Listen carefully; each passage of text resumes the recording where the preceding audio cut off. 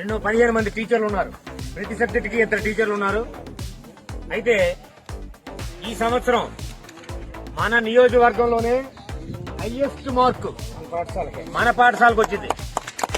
558 మార్కులు అంటే అంత సామాన్యమైన విషయం కాదు. రెండవది 577 మీ ఊరు అమ్మాయే మురపాల భవానీ మన గ్రామానికి వచ్చింది. 500 దాటి 55 మందిలో 15 మందికి వచ్చింది. అంటే ఇప్పుడు ఒక ప్రైవేట్ స్కూల్లోని 400 మంది చదువుతాడు. 500 దాటి 30 మందికి వస్తే ఆడు పెద్ద అడ్వర్టైజ్మెంట్ ఇస్తాడు. ఈ 30 మందికే ఫోకస్ చేస్తాడు. 500 మందికి 30 మందికి వస్తుంది. అక్కడ మనకి ఇక్కడ 50 మందికి 15 మందికి 500 దాటి వచ్చింది. అది గవర్నమెంట్ స్కూల్ తాలూకా గొప్పతనం.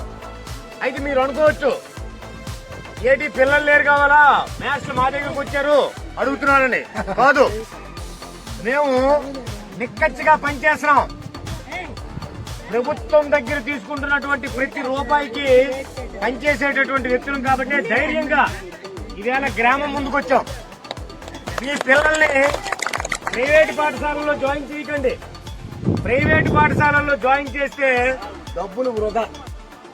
మనకి గొప్ప మా పిల్లాడికి అలా కాన్వెంట్ పంపిస్తున్నాము, ఈ ప్రైవేట్ స్కూల్ పంపిస్తున్నాము, టౌన్ పంపిస్తున్నాము, అక్కడ పంపిస్తున్నామని దానివల్ల ప్రయోజనం లేదు. దాన్ని ఎలా చెప్పగలుగుతారు మీరు సార్? మార్కులు 588 అంటే 600 మార్కులకి 588 మార్కులు అంటే సబ్జెక్టుకి 2 మార్కులే తగ్గాయి, 12 మార్కులే తగ్గాయి. 600కి 588 మార్కులు సాధించినటువంటి పాఠశాల మంది. మా హెచ్ఎం గారు ఏ పిల్లాడైనా రాకపోతే వెంటనే టకమని ప్రతి క్లాస్కి వెళ్లి వాళ్ళు ఫోన్ నెంబర్లు తీసుకుని తల్లిదండ్రులు మాట్లాడతారు. ఒకవేళ ఫోన్ అవ్వకపోతే ఇంటికి వెళ్తాం. ముఖ్యంగా 9వ తరగతి 10వ తరగతి పిల్లల పైన మరింత ఎక్కువ శ్రద్ధ పెడతాం.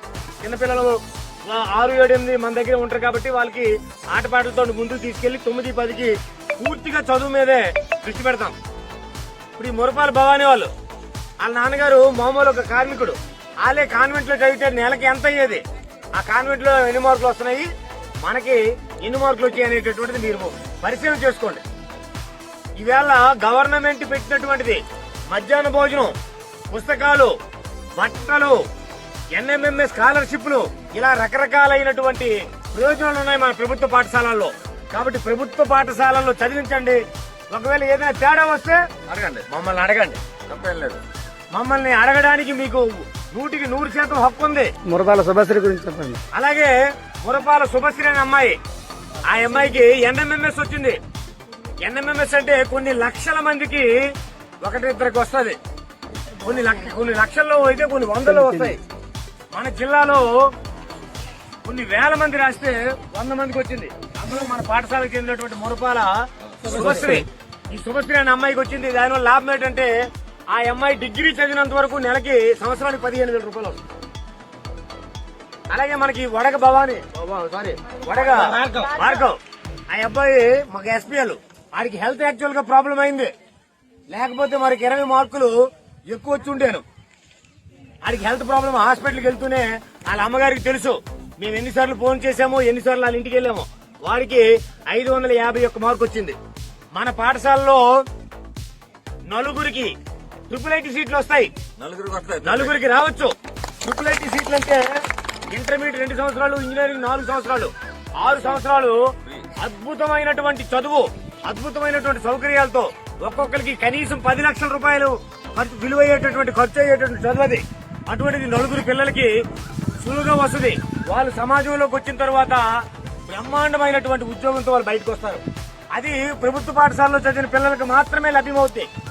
మనకి గవర్నమెంట్ కి 4% అధికంగా మార్కులు వేసి సీట్ ఇవ్వడం అనేటటువంటిది జరుగుతుంది.